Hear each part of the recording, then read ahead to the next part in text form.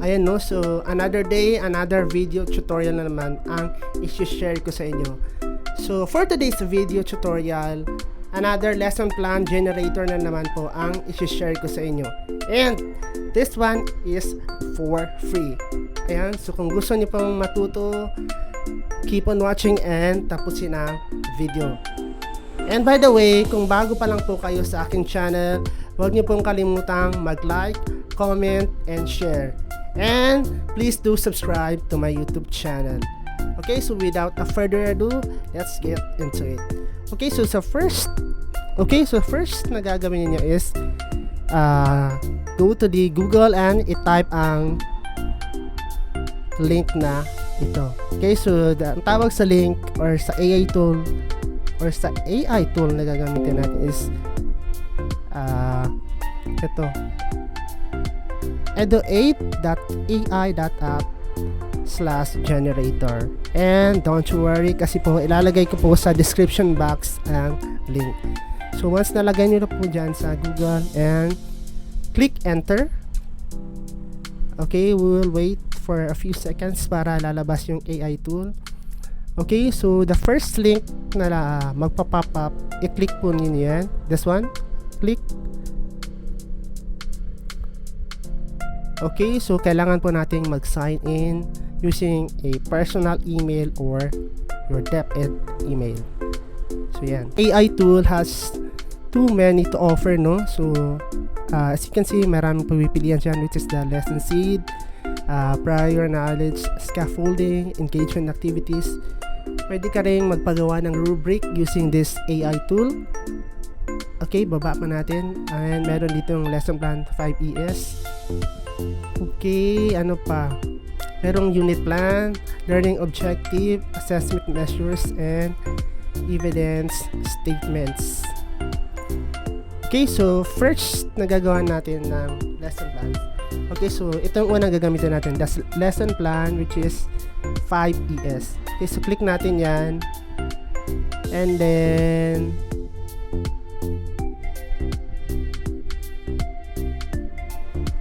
okay, so mamimili ka dyan ng subject na gagawaan mo ng lesson. So say for example, okay, so English, the language arts, and then i-click mo kung ano ang option na gagawin mo. So this time gusto kong mag-generate siya ng lesson plan na mayroong 5ES, which is the engage, explore, explain, elaborate, and evaluate. For this video tutorial, ang gusto ko nagagawa niya ng lesson plan is this one, the figures of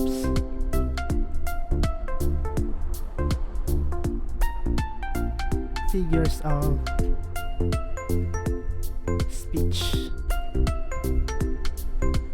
Okay, and then drag mo lang pababa. And then click the add to workspace. Ayan. So ayan, so mayroon na siya. Yan na po yung lesson plan na ginawa niya.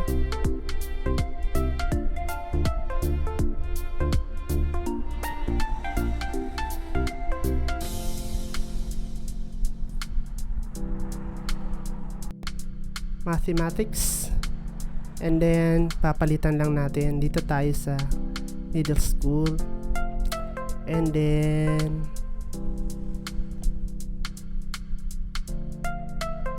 okay, dito pa rin tayo sa 5ES, and then papalitan lang natin yung topics or lessons. So halimbawa